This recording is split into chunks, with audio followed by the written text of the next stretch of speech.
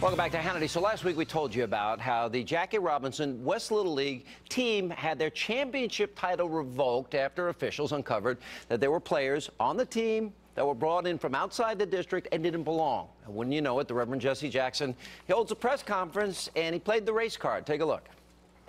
They feel a sense of pain over the attacks upon the integrity of their children and upon them. Is this about boundaries or race? Race? They cheated. They brought in ringers. Here with reaction, Fox News contributor David Webb, Democratic strategist Julie Roginski.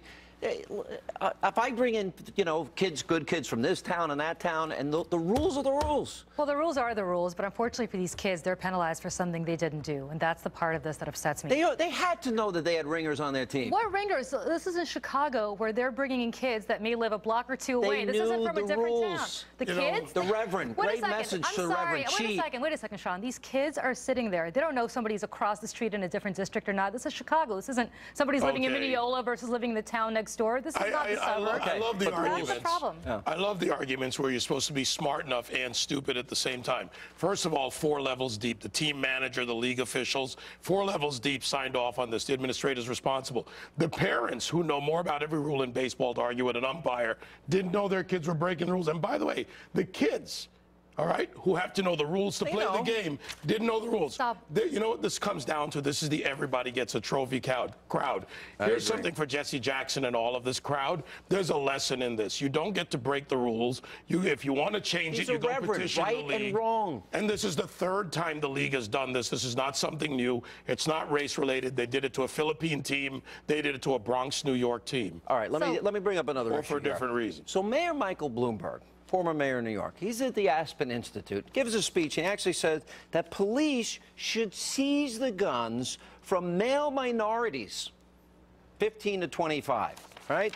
Then he goes, these kids think they're going to be killed anyway because all their friends are getting killed. And he said, so they don't have any long-term focus. It's a joke for them to have a gun. It's a joke just to pull the trigger. Wait a minute. So only minority kids should have their guns taken away?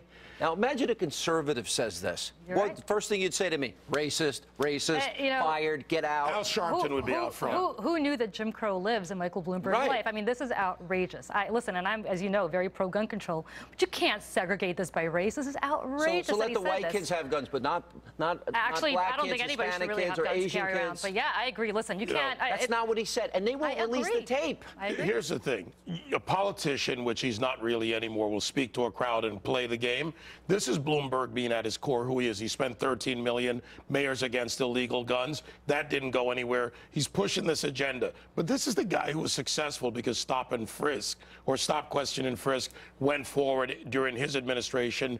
This is Bloomberg at his core. They want to take away the gun rights. They want to put gun control in place, but they can't account for the safety issue. All right, Julie, David, thank you.